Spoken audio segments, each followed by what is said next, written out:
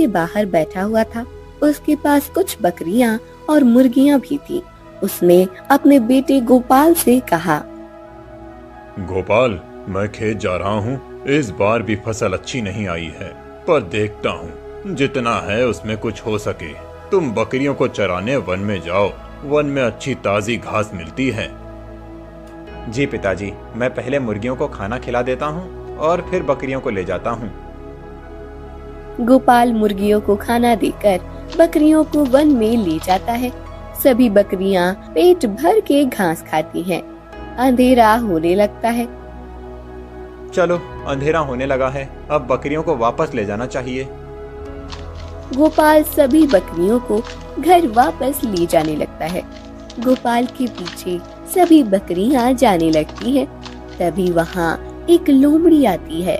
इतनी सारी बकरियां देखकर लोमड़ी के मुंह में पानी आ जाता है। लोमड़ी एक पेड़ के पीछे छुप जाती है। अरे वाह, मैं तो शिकार के लिए बाहर निकली थी, परंतु आज तो मेरा भाग्य उज्जवल है। इतनी सारी बकरियां एक साथ, कितने दिनों में ऐसी शिकार नहीं खाई है। रोज रोज वो छोटे छोटे खरगोश और गिलहरियां खाकर मेरे मुंह का स्वाद बिगड़ गया है। आज बकरी का ताजा मांस खाकर मजा आ जाएगा। लोमड़ी धीरे धीरे आगे जाने लगती है। गोपाल के पीछे बकरियां चल रही होती हैं। तभी सबसे पीछे चल रही बकरी पर पीछे से आकर लोमड़ी झपट पड़ती है। वो बकरी की गर्दन को ही पकड़ लेती है। बेचारी बकरी की मुंह से आह तक नहीं निकलती और लोमड़ी उस बकरी को लेकर भाग जाती है। गोपाल और कुछ देर चलता, फिर गोपाल घर लौट आता है। आ गए बेटा, अब सभी बकरियों को बांध दो और हाथ मुंह धोकर खाना खा लो। तुम्हारे बापू भी खेत से वापस आ गए हैं। गोपाल बकरियों को बांधने लगता है। तभी नंदन वहाँ आता है और अरे ये क्या गोपाल, एक बकरी कहाँ है? सभी तो यही है बापू। नहीं, एक बकरी कम है, देखो। गोपाल ध्यान से देखता है तो उसे पता चलता है कि एक बकरी कम है। बताओ, कहाँ है एक बकरी? पता नहीं बापू, सभी मेरे पीछे ही चल रही थी, कैसे भाग गई समझ नहीं आ रहा है। क्या तुम बकरियों के आगे चल रहे थे? अरे इतना भी नहीं जानते कि जब हम जानवरों को चराने जाते हैं तब हमें उनके पीछे चलना चाहिए। कहीं हमारी बकरी को कोई वन्य प्राणी तो नहीं ले गया?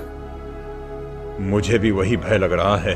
गोपाल, अब कभी बकरियों को लेकर वन में मत जाना। कदाचित वो जानवर शिकारी फिर से बकरी का शिकार करने आ सकता है। इधर वन में लोमड़ी उस बकरी को खाकर तृप्त हो जाती है। फिर भी आधी बकरी बच जाती है। कितनी स्वादिष्ट बकरी थी। इतना मांस खाया बकरी का, फिर भी अभी इतनी बची है। एक काम करती हूँ, इस बकरी को मिट्टी के अंदर छुपा देती हूँ, नहीं तो दूसरा कोई आकर मेरी बची हुई बकरी को खा लेगा। फिर लोमड़ी मिट्टी में गड्ढा खोदकर बची हुई बकरी को छुपा देती है। 2 दिनों के बाद लोमड़ी बची हुई बकरी भी खत्म कर देती है। फिर कुछ दिनों तक लोमड़ी को खाना नहीं मिलता। एक दिन, बहुत दिन हो गए हैं, कोई शिकार नहीं मिली है। मुझे तो लगता है कि अब मुझे उस बकरी की खुशबू को सूंघकर उसके बारे में पता लगाना चाहिए। लोमड़ी बकरी की गंध सूंघते हुए किसान नंदन के घर तक आकर पहुंच जाती है। वो वहीं रुककर रात होने का इंतजार करने लगती है। रात होने के बाद किसान का परिवार सो जाता है। बकरियों को आंगन में बांधकर रखा हुआ था। ये देखकर लोमड़ी झट से आती है और एक बकरी को पकड़कर वन में भाग जाती है। अगले दिन नंदन देखता है कि जहाँ पर बकरी बंधी थी वहाँ सिर्फ एक रस्सी है। गोपाल, राधा, देखो, एक बकरी चली गई, कुछ मुर्गियां भी गायब हैं। ये क्या कह रहे हैं आप? बकरी कहाँ चली जाएगी? उसे तो बांध कर रखा था। हाँ, परंतु अब देखो, यहाँ सिर्फ रस्सी है। मुझे तो लगता है कि कोई बकरी को उठाकर ले गया है। पर ऐसा कौन कर सकता है? गोपाल और नंदन बकरी को ढूंढने लगते हैं, परंतु उन्हें बकरी कहीं नहीं मिलती। ऐसे ही अब हर 2 दिनों के बाद लोमड़ी आकर एक एक बकरी को ले जाने लगती है। एक दिन गोपाल लोमड़ी के पंजों के निशान देख लेता है। बापू देखिए, लोमड़ी के पंजों के निशान। नंदन और राधा बाहर आकर देखते हैं, तब उन्हें बकरियों के गायब होने का कारण समझ आता है। मुझे जिसका भय था वही हुआ है। उस दिन वन में बकरी को उस लोमड़ी ने ही पकड़ा होगा और उसका शिकार किया होगा। अब उसे बकरी के मांस का स्वाद अच्छा लगने लगा है, इसीलिए वो एक एक करके हमारी बकरियां ले जा रही है। लगता है वो बकरी के साथ मुर्गी भी ले गई है। उस लोमड़ी का कुछ करना चाहिए, नहीं तो हमारी सारी बकरियां मार डालेगी। कितने जतन से हमने इन बकरियों को बड़ा किया है। हाँ, जब खेती से हमें ज्यादा धन नहीं प्राप्त होता, तब उन्हीं बकरियों का दूध बेचकर हम धन कमाते हैं। मुर्गियों के अंडे से भी अच्छी कीमत मिलती है। तभी वहाँ धनीराम सेठ आते हैं। अरे नंदन, क्या हुआ? बहुत दिनों से तुम बकरी का दूध लेकर हवेली पर नहीं आए, और वो श्याम भी बता रहा था कि उसके यहाँ मुर्गी के अंडे भी नहीं भेजे हैं तुमने कुछ दिनों से। अरे धनीराम सेठ, अब क्या बताऊं आपको। अभी हम वही बात कर रहे थे। एक लोमड़ी आकर बकरी या मुर्गी को ले जाती है। कितने प्रयास किए पर वो शिकार करती ही है, इसीलिए मैं दूध और अंडे नहीं दे पा रहा हूँ। अच्छा, ऐसी बात है। देखो भाई, जल्दी ही उस लोमड़ी का कुछ बंदोबस्त करो। तुम्हें तो पता है कि मेरे बेटे की सेहत के लिए वैद्य जी ने बकरी का दूध पीने को कहा है, और गांव में तुम्हारे सिवा किसी के पास बकरियां नहीं हैं। जी धनीराम सेठ जी, मैं जल्दी ही कुछ करता हूँ। और हाँ, आप भी गांव में सबको कह देना कि अपने अपने जानवर आंगन में बांधने के स्थान पर कहीं सुरक्षित जगह पर बांधें। वो लोमड़ी बड़ी चालाक है, किसी के भी जानवर को शिकार बना सकती है। हाँ हाँ, बता दूंगा, और श्याम को भी जानकारी दे दूंगा। ठीक है? आपका बहुत बहुत धन्यवाद। धनीराम सेठ चले जाते हैं।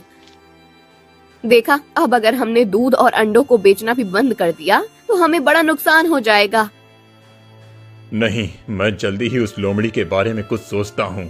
आज से हम बकरियों को आंगन में नहीं, हमारे घर में ही बांधेंगे। और हाँ, मुर्गियों को भी टोकरी के नीचे संभाल कर रख देना।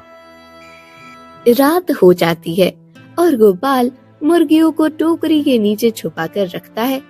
बकरियों को घर के अंदर बांधकर सभी सो जाते हैं। लोमड़ी फिर से नंदन के घर के बाहर आती है।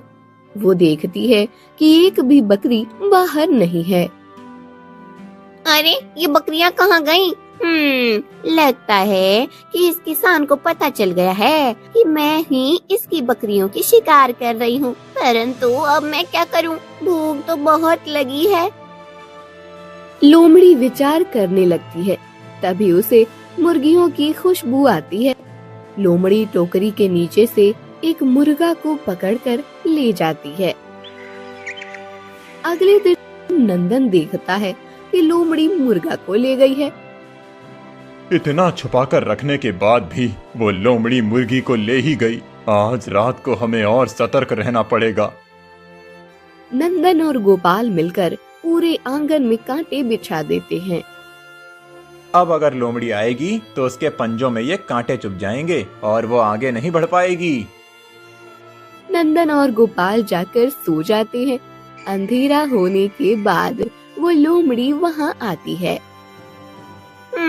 आज एक नहीं 2 मुर्गियों की दावत उड़ाऊंगी मैं।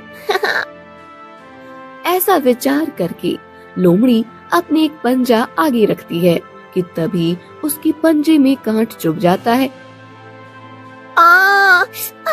मैं तो समझती थी इस गरीब किसान की बकरियां और मुर्गियों में आसानी से चुरा सकती हूँ, पर ये तो बड़ा बुद्धिमान निकला। मुझे फंसाने के लिए कांटे बिछा रखी है इसने। अब इसे दिखाती हूँ कि एक लोमड़ी कितना चालाक होती है। मेरे जितनी चालाकी तुझ में नहीं है किसान। फिर लोमड़ी किसान के घर से थोड़ी दूर जाती है अपने पंजों से जमीन में एक बड़ी सुरंग खोदकर किसान के घर के नीचे से मुर्गियों की टोकरी तक पहुंचती है। मुर्गी को पकड़कर सुरंग के मार्ग से वन में चली जाती है। रोज लोमड़ी ऐसे ही सुरंग के मार्ग से आती और मुर्गी को खा लेती है। एक दिन गोपाल, कल से खेती का काम शुरू हो जाएगा, इसीलिए तुम्हें अब मेरे साथ खेतों में आना है। तुम्हारी माँ भी हमारे साथ आएगी। हाँ बापू, तीनों मिलकर काम करेंगे तो हमारी फसल अच्छी आ जाएगी। नंदन, गोपाल और राधा तीनों भी अब दिन भर खेत में काम करने लगते हैं। एक दिन उन्हें काम करते करते रात हो जाती है। लोमड़ी सुरंग से होकर किसान के घर तक आती है। तब वो देखती है कि घर में कोई नहीं है। अरे वाह, लगता है आज किसान अभी तक लौट कर घर नहीं आया है। आज तो मैं बकरी को ही खाऊंगी। ऐसा कहकर जैसे ही लोमड़ी बकरी को पकड़कर वन में ले जाती है, कई दिनों तक बकरी और मुर्गियों को खाने के कारण से लोमड़ी एकदम तगड़ी बन गई थी। उसके शरीर का आकार बहुत बढ़ गया था। घर आने के बाद नंदन ने देखा कि लोमड़ी ने आज फिर बकरी का शिकार किया है। ये लोमड़ी तो बहुत चालाक है। मुर्गियों को छुपा कर रखा, बकरियों को घर के अंदर बांध कर रखा, यहाँ तक कि उस लोमड़ी को फंसाने के लिए पूरे आंगन में कांटे बिछाए, फिर भी ये सुरंग बनाकर आने लगी है। अब हम इस लोमड़ी का क्या करें? हमारे पास तो कोई शस्त्र भी नहीं है। शस्त्र होकर भी क्या उपयोग माँ, वो लोमड़ी बहुत चालाक है, उसे मारना इतना आसान नहीं है। गोपाल ठीक कह रहा है। अब हमें इस लोमड़ी को सबक सिखाने के लिए किसी और की सहायता से कुछ करना होगा। आप क्या विचार कर रहे हैं? बताता हूँ। कुछ दिन बीत जाते हैं। इधर वन में उस तगड़ी लोमड़ी को देखकर एक शेर उसके पीछे पड़ जाता है। लोमड़ी पानी पीने के लिए नदी पर जाती है। इतनी तगड़ी लोमड़ी तो पहले कभी नहीं देखी है। कितना स्वादिष्ट मांस होगा इस लोमड़ी का। मुझे अभी इसका शिकार करना चाहिए। शेर धीरे धीरे लोमड़ी के पीछे आने लगता है। जैसे ही शेर लोमड़ी पर झटकने वाला होता है, लोमड़ी नदी के पानी में उसका प्रतिबिंब देख लेती है और पीछे मुड़ जाती है। नहीं नहीं वनराज, मुझे मेरी शिकार मत कीजिए। तुम जैसी तगड़ी लोमड़ी मैंने पहली बार देखी है। ऐसी लोमड़ी के सामने होते हुए भी उसका शिकार न करने की मूर्खता मैं नहीं कर सकता। मैं तुम्हें अपना भोजन अवश्य बनाऊंगा। आपकी बात सही है वनराज, परंतु आप विचार कीजिए कि मैं इतनी तगड़ी कैसी बनी हूँ। वनराज, गांव में किसान है, उसके पास बहुत सारी बकरियां और मुर्गियां हैं। उन्हें खाकर ही मैं इतनी तगड़ी बनी हूँ। इतना स्वादिष्ट मांस है उन बकरियों का कि क्या बताऊँ। आप मेरा भोजन अवश्य कीजिए, परंतु मेरा आपसे अनुरोध है कि आप एक बार उस बकरी को खा कर देखिए। मुझे पूरा विश्वास है कि आपको उसके मांस का स्वाद बहुत पसंद आएगा। अच्छा, यदि ऐसी बात है तो चलो। अभी नहीं वनराज, अंधेरा होने के बाद हम जाएंगे। परंतु एक बात याद रखना, यदि मुझे बकरी का मांस नहीं मिला तो मैं तुम्हें खा जाऊंगा। लोमड़ी और शेर अंधेरा होने का इंतजार करने लगते हैं। लोमड़ी को लग रहा होता है कि उसने कितनी आसानी से शेर को मूर्ख बनाया है। इधर नंदन अपने एक कुम्हार दोस्त से आकर मिलता है। अरे नंदन, तुम कितने दिनों के बाद आए हो? हाँ, अब क्या कहूँ, तुम्हारी सहायता की आवश्यकता है। हाँ बताओ, क्या हुआ? मुझे जितनी हो सके उतनी जल्दी मिट्टी की बनी कुछ बकरियां चाहिए।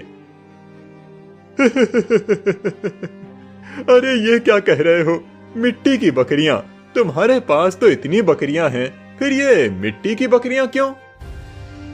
अरे एक चालाक लोमड़ी ने बड़ी समस्या खड़ी कर दी है। रोज आकर कभी बकरी तो कभी मुर्गी चुरा कर ले जाती है। अब मुझे उसे सबक सिखाना है, इसीलिए मुझे मिट्टी की बकरियां बनाकर दे दो। ठीक है। भोला नंदन को मिट्टी की बकरियां बनाकर देता है। नंदन उन बकरियों को आंगन में बांध देता है। रात हो जाने के बाद नंदन, राधा और गोपाल घर के अंदर छुपकर देखने लगते हैं।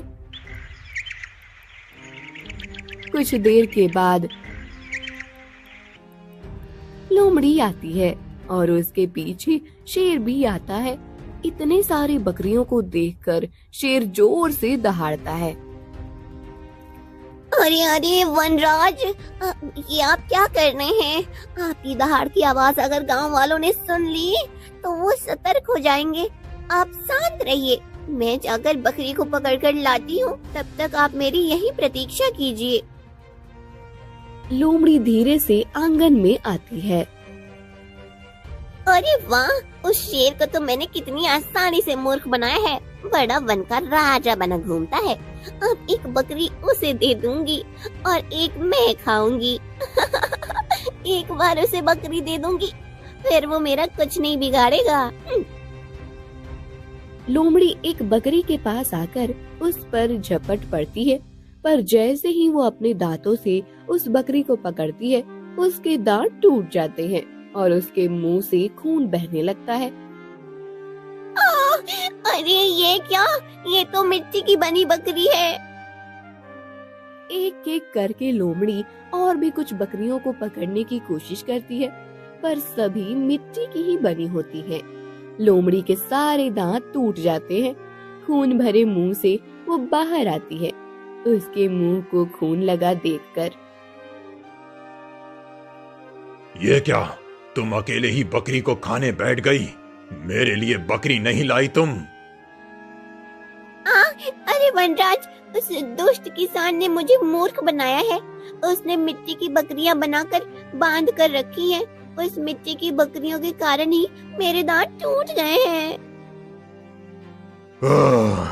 असत्य बोल रही हो तुम। अब मैं तुम्हें नहीं छोड़ूंगा।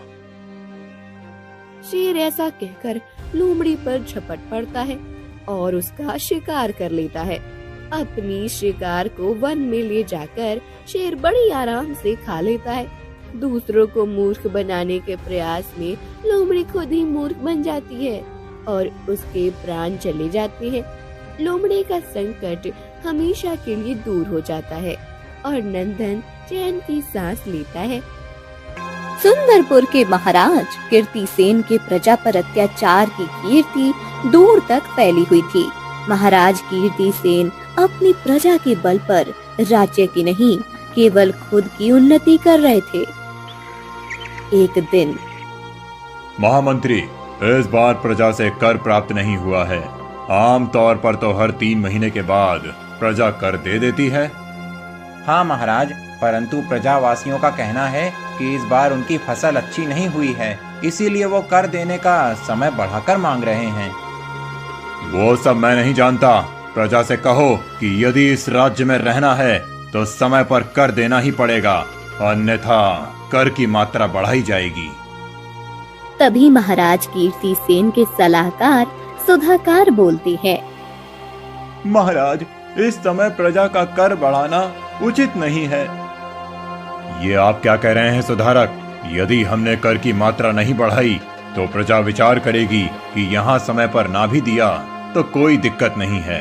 राज्य में यदि अनुशासन बनाए रखना है तो हमें समय पर कर ना मिलने पर दंड भी रखना ही पड़ेगा। महाराज सही कह रहे हैं। एक बार यदि प्रजावासियों को ये पता चल जाए कि महाराज दंड नहीं लगाते तो आगे चलकर वो और भी ढिलाई करेंगे कर देने में।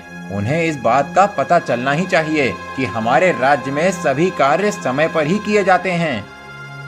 महाराज के महामंत्री महाराज की ही तरह अत्याचारी थे, परंतु सलाहकार बड़े ही कोमल मन के थे।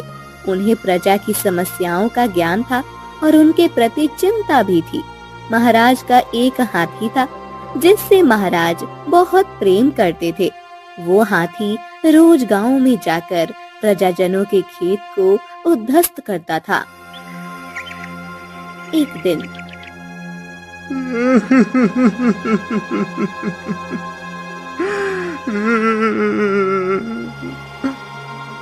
अरे क्या हुआ हरिया भैया, ऐसे रो क्यों रहे हो? वो देखो महाराज के हाथी ने क्या किया। अरे इस बार पहले ही फसल अच्छी नहीं आई थी और ऊपर से इस हाथी ने खेत में जाकर उस फसल को कुचल भी दिया। ये महाराज का हाथी हमेशा सबको दिक्कत ही देता है। एक तो पहले ही महाराज ने कहा है कि यदि समय पर कर का अनाज महल नहीं पहुंचाया तो कर की मात्रा बढ़ा दी जाएगी और ऊपर से ये संकट। वही तो सोच कर रो रहा हूँ, अब मैं इतना अनाज कहाँ से लगाऊंगा। गांव में किसी की भी फसल अच्छी नहीं हुई है, जिनकी हुई है उनके खेत में ये हाथी जाकर फसल खा लेता है या तो कुचल देता है। किसान करे भी तो क्या करे। महाराज इस हाथी से बहुत प्रेम करते हैं, इसीलिए उसे दंडित भी नहीं करते। उल्टा अगर उसकी शिकायत लेकर महाराज के पास जाते हैं तो हमें ही सुनाकर भगा देते हैं। प्रजावासी जैसे तैसे महाराज को कर का अनाज दे देते हैं। उन बेचारों के पास अपने परिवार के लिए अनाज नहीं बचता। कुछ दिनों के बाद सुंदरपुर में पानी की समस्या बढ़ जाती है। नदी सूख जाती है, इसलिए सभी को पानी का प्रबंध करने में दिक्कत होने लगती है। फिर महाराज, कल प्रजा के कुछ लोग आपसे भेंट करना चाहते थे। मैंने उन्हें कहा कि आप आराम कर रहे हैं, तो उन्होंने अपनी समस्या मुझे बताई। क्या समस्या है उन्हें?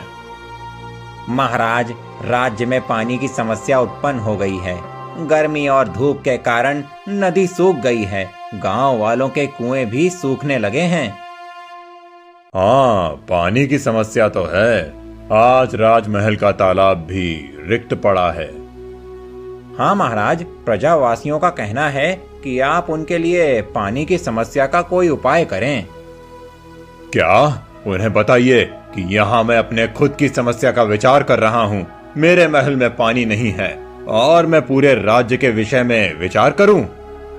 महाराज, आप एक राजा हैं और प्रजा तो अपने राजा के पास ही अपनी समस्या का उपाय मांगती है।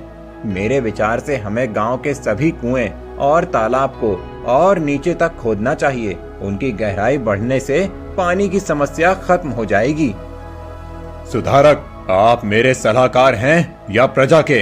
आपको अभी ये विचार करना चाहिए कि राजमहल में जो पानी की समस्या उत्पन्न हुई है उसका निवारण कैसे करें।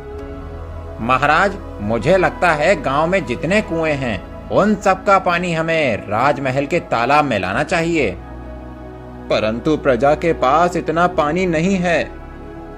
राज्य के प्रमुख सलाहकार सुधारक जी, महाराज राज्य के प्रथम नागरिक होते हैं, उनका अधिकार सबसे अधिक है। महाराज की पानी की समस्या समाप्त होना अति आवश्यक है। एक बार महाराज की समस्या का अंत हो जाए, उसके बाद महाराज प्रजा के बारे में विचार करेंगे। महामंत्री की बात सुधाकर को अच्छी नहीं लगती, परंतु महामंत्री और बाकी मंत्रीगण भी महाराज के निकटवर्तीय थे और महाराज की हाँ में हाँ मिलाते थे। महाराज के आदेश पर पूरे राज्य में घोषणा की जाती है कि राज्य का सारा पानी राजमहल के तालाब में डाल दे। ये क्या? ये कैसी घोषणा की है महाराज ने? हम सारा पानी महाराज के महल के तालाब में डाल दें? देखो तो विमला काकी, यहाँ राज्य में पानी की इतनी समस्या हो गई है और महाराज तो केवल अपनी व्यक्तिगत समस्या के बारे में विचार कर रहे हैं। अरे, हमारा राजा तो पहले से ही अत्याचारी है, उससे हम और क्या अपेक्षा कर सकते हैं? पर अब हम क्या करें? यदि हमने सारा पानी राजमहल पहुँचा दिया तो हमारे पास क्या बचेगा? हम अपने परिवार की प्यास कैसे बुझाएंगे? और यदि हमने उन्हें पानी नहीं दिया तो राजा के सैनिक हमें कोड़े मारेंगे और हमें और परेशान करेंगे। प्रजा महाराज कीर्तिसेन के महल में जाकर पानी देने लगती है। गांव वालों को खुद के लिए पानी नहीं था, फिर भी राजा की मार से बचने के लिए बेचारे प्रजावासी पानी की किल्लत झेल रहे थे। महाराज कीर्तिसेन के सैनिक पूरे राज्य में घूमकर सब पर नजर रख रहे थे कि कहीं कोई प्रजाजन पानी खुद के लिए तो नहीं रख रहा है। एक दिन एक बुढ़ा आदमी नदी के एक घड़ा पानी भरकर लाता है और खुद के घर में रख देता है। सैनिक ये देखता है और ए बूढ़े, वो पानी का घड़ा महाराज का है, उन्हें दे दो। मैं बूढ़ा हो गया हूँ, मुझ पर तो थोड़ी दया दिखाओ। बाकी के सभी प्रजाजन तो महाराज को पानी दे ही रहे हैं, इस एक घड़े से उनका क्या होगा? मेरे लिए रहने दो। नहीं, महाराज का आदेश है कि राज्य में जितना भी पानी है वो सारा राजमहल जाएगा। सैनिक बुढ़े का पानी वाला घड़ा उठाता है और बुढ़े को पकड़कर राजमहल ले जाता है। महाराज, ये बूढ़ा पानी का ये घड़ा अपने पास छुपा कर रख रहा था। क्या? ये तो हमारे आदेश की अवहेलना है। तुमने ये घड़ा राजमहल के लिए क्यों नहीं दिया? महाराज, मेरे पास एक ही घड़ा पानी है। मैं बार बार नदी पर जाकर पानी भरकर नहीं ला पाता, इसीलिए मैंने अपनी प्यास बुझाने के लिए रखा है। क्या? अपनी प्यास बुझाने के लिए? तुम्हें राज्य में महाराज की कोई चिंता नहीं है? महाराज के आदेश का भी सम्मान नहीं किया है तुमने? महाराज, आपके पास तो पूरे गांव का पानी आता है, इस एक घड़े से आपका क्या होगा महाराज? ये बात भी सत्य है। ऐसा कहकर महाराज कीर्तिसेन सैनिक के हाथ से वो घड़ा ले लेते हैं और उस घड़े को जमीन पर पटक देते हैं। महाराज, ये क्या किया आपने? तुम्ही ने तो कहा था कि एक घड़े पानी से आपका क्या होगा, इसीलिए मैंने वो पानी बहा दिया। यदि मेरे पास पानी नहीं तो राज्य में किसी को भी पानी लेने का अधिकार नहीं है। महाराज कीर्तिसेन सैनिकों को आदेश देते हैं कि बुढ़े को बंदी बनाकर कारागार में डाल दे। ये बात राज्य में फैल जाती है। महाराज का ये अत्याचार देखकर सभी प्रजाजनों का खून खौलने लगता है। एक युवक विराज कहता है, अब हम सबको एकजुट होकर महाराज के पास जाना होगा। अब हमारी एकता ही हमारा शस्त्र बन सकती है। तुम्हारी बात सही है बेटा, परंतु हम क्या कर सकते हैं? देखा ना उस बुढ़े के साथ महाराज ने क्या किया। यदि हम महाराज के विरुद्ध जाएंगे तो वो हम सबको उसका दंड देंगे। परंतु काकी, हम कब तक दंड का विचार करके उनका ये अत्याचार सहते रहेंगे? तभी वहाँ एक साधु आते हैं। उन्हें महाराज के अत्याचार के विषय में सब पता चलता है। तो ऐसी बात है, जिस राजा को अपनी प्रजा का पालन करना चाहिए वही उसका शोषण कर रहा है। ये तो बहुत अनुचित है। हाँ साधु बाबा, महाराज के अत्याचार ने सारी सीमाएं पार कर ली हैं। राज्य में पानी की व्यवस्था करने के स्थान पर वो हम गांव वालों से ही हमारा पानी ले रहे हैं। प्रजाजन महाराज का विरोध करने से भी डरते हैं। इस स्थिति में हम क्या करें? मैं महाराज से जाकर बात करता हूँ, उन्हें समझदारी की कुछ बातें बताता हूँ, कदाचित उनके व्यवहार में परिवर्तन आए। साधु महाराज से मिलने उनके महल आते हैं। क्या हुआ साधु, यहाँ क्यों आए हो? महाराज, राज्य में कहीं भी पानी नहीं है। प्रजाजनों का पानी के बिना हाल बेहाल हो गया है। आपको नहीं लगता कि ऐसे में आपका ये आदेश प्रजा के लिए अनुचित है? उचित और अनुचित का ज्ञान अब तुम मुझे दोगे साधु? तुम एक सामान्य साधु होकर मुझ जैसे शक्तिशाली राजा को सीख दे रहे हो? महाराज, आप इस राज्य के महाराज हैं। राजा अपने राज्य का पालन करता होता है। आपको पिता के स्थान पर रहकर सबकी समस्या दूर करनी चाहिए, परंतु आप तो उनके ही प्राणों का ही संकट बने हैं।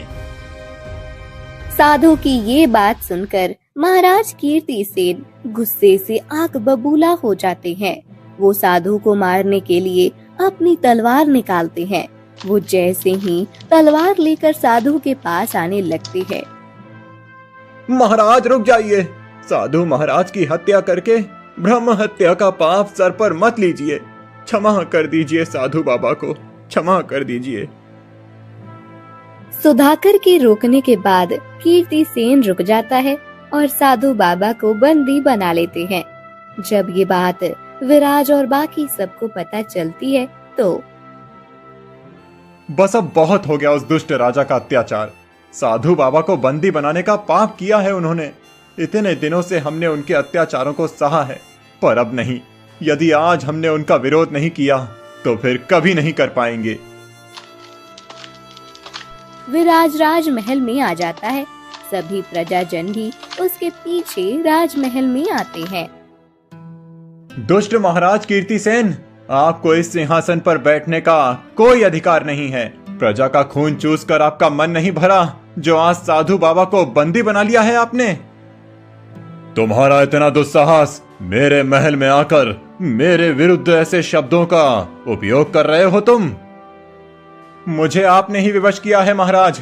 आपके अत्याचार अब अपराध बन गए हैं और किसी को तो आपको अपने अपराधों का स्मरण कराना आवश्यक था। अपराध तो तुमने किया है मुझसे अपशब्द बोलने का, और इसका दंड है मृत्यु दंड। मैं स्वयं तुम्हें मृत्यु दूंगा। नहीं दे सकते महाराज, आप किसी भी निर्दोष को मृत्यु दंड नहीं दे सकते। यह राजधर्म के विपरीत है। मैंने केवल आपको आपके अपराधों का स्मरण कराया है, इसमें मेरा कोई दोष नहीं है। यदि आपने मुझे मृत्यु दंड दिया तो बाकी की प्रजा आपका विरोध करेगी। कितने लोगों को मृत्यु दंड देंगे आप? महाराज, मेरी आपसे विनती है कि आप बूढ़े बाबा और साधु को मुक्त कर दीजिए और प्रजा का कर कम करके उनकी सभी समस्याओं का निवारण कर दीजिए। अवश्य, परंतु उसके लिए मेरी एक शर्त है। यदि तुमने मुझे मल युद्ध में हरा दिया तो मैं तुम्हारी बात मानूंगा, और यदि मैं विजयी हो गया तो प्रजाजनों को दोगुना कर देना पड़ेगा। ठीक है महाराज। विराज तो महाराज की बात मान लेता है, परंतु प्रजाजन चिंता में पड़ जाते हैं कि यदि विराज हार गया तो उन्हें दुगना कर देना पड़ेगा। राजा और विराज का मल्ल युद्ध शुरू हो जाता है। दोनों कुश्ती के अखाड़े में पहुंच जाते हैं और कुश्ती शुरू करते हैं। कीर्तिसेन को लग रहा था कि वो विराज को यही मार देगा, परंतु विराज ऐसे दांव खेलता है कि महाराज कीर्तिसेन को जोर जोर से पटकने लगता है।